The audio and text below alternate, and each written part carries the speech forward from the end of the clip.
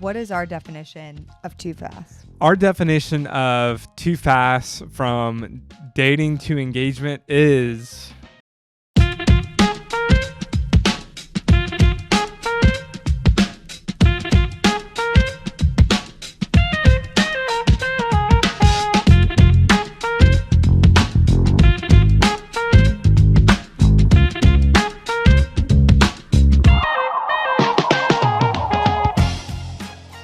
What's up, fam? It's Kait and JJ. And this is a Patreon exclusive episode that our patrons voted on. Today we are talking about, is there such thing as too fast in Christian dating?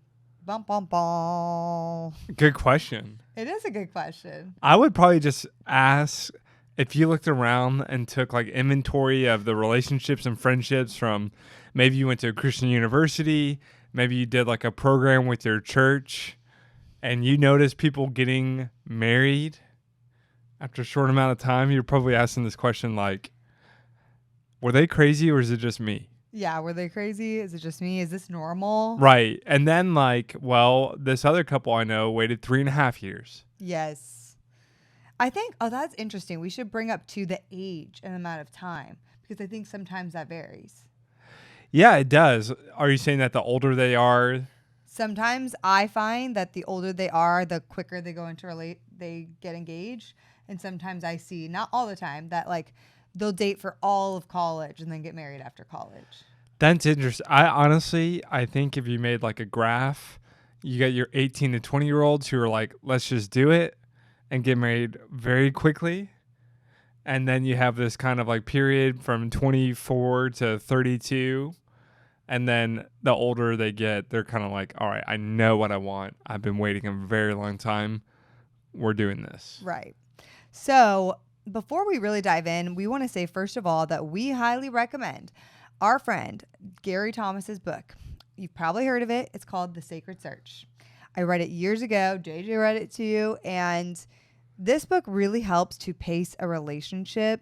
It talks about infatuation. It talks about a lot of things that actually we're not going to fully get into today. But if you haven't read it, read it, okay? Read Gary Thomas's book, The Sacred Search, and then come back to us and be like, okay, so I understand why you have the opinion that you have. Okay, now, and we're not going to share our opinion quite yet on what we think is a good pace, but we will in a bit. We also, in our program, The School of Dating, we teach something in phase 2 where we have a whole session about pacing the relationship, which walks you through what a healthy pace in dating and in a relationship should be. And some people, like, they walk away from that session, they're like, whoa, I needed this. Where was this like my whole life? So we teach that in School of Dating in phase 2, which is really cool. But babe, let's talk first about why Christians move too fast. Yeah, I think the easiest is the big word, the loaded word. What? And I think we've all experienced this on one side or the other. What is it? Infatuation. Like, you can do no wrong. You're the Like, bee's knees. oh my gosh, I can't stop daydreaming about her. I can't stop thinking about her. I can't stop stalking her Instagram profile. She has got the best laugh. She has got the best smile. I just get lost in those eyes.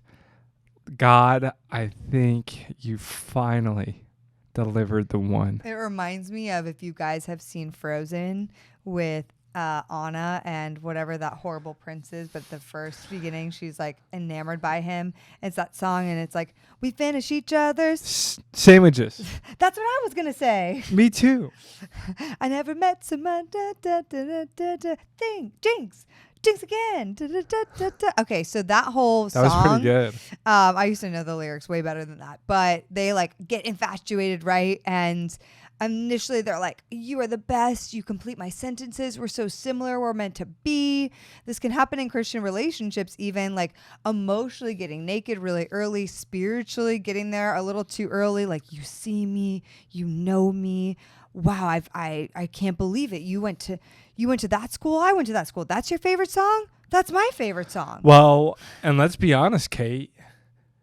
we know this feeling because we've been through it. Oh, yeah. And we know it's not as easy as, hey, don't do that. It's really hard because it feels good. It feels so good. It feels so fun. It literally is so exciting. And so we get it. We recently did an episode on drinking, smoking weed. And I'm like, it's like being drunk in love. Beyonce song. We keep bringing that up today. But it's literally like drunk in love. Like, I've been drinking. I've been drinking. I've been drinking in the waters of infatuation. An interesting song you got there. Sorry. But seriously, it's like, and then cue all the Celine Dion ballads of the love stories. Yeah, I'm not much of a romantic, I don't have that kind of main character energy, but I will say, like, it is intoxicating. It is so exciting, that new prospect, the diversity. I mean, I hate to get like pastoral and clear here, but like for guys, that's why, do you know why pornography is so alluring? It's because of the variety. Right. It's because of the scrolling, and the dopamine that's released, and the diversity, the newness, the mystery. So when there's something new and mysterious and it's aligned so well, it's like the best thing ever. Exactly. It's like kind of like that hit of dopamine. Finally. Right. And I have definitely been infatuated, man. Like that was my Achilles heel. But, and you can't be sitting here saying to yourself, well, that's not me. I know better than that. Like, no, even people, like I've even seen people that I know so well that have gone through all the healing, done all the work. And then they come and they meet a guy and they're like, he is, oh my gosh, you guys, I can't even tell you. Like, it just feels like my heart is finally so secure, all these things. And the thing is, like, I love if you're going to say that, but not after like a few weeks, a month, or even 2 months, or even 3 months of knowing someone. Like, I want to see that you say this, ideally through time. Gary Thomas says that infatuation truly has a shelf life of about 12 to 18 months. Yeah, and we always laugh at that. Yeah, because you and I didn't have that much. Because ours lasted about 3.5 months, and then it got hard really fast.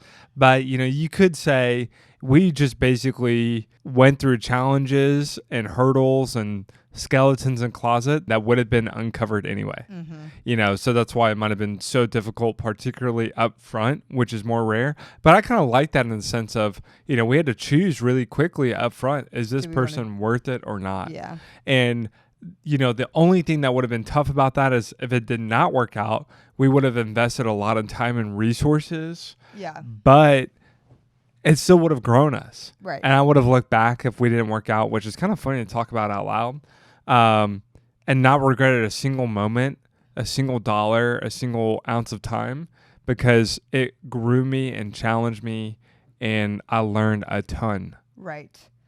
So let's talk about the other reason why they move too fast. Another big one.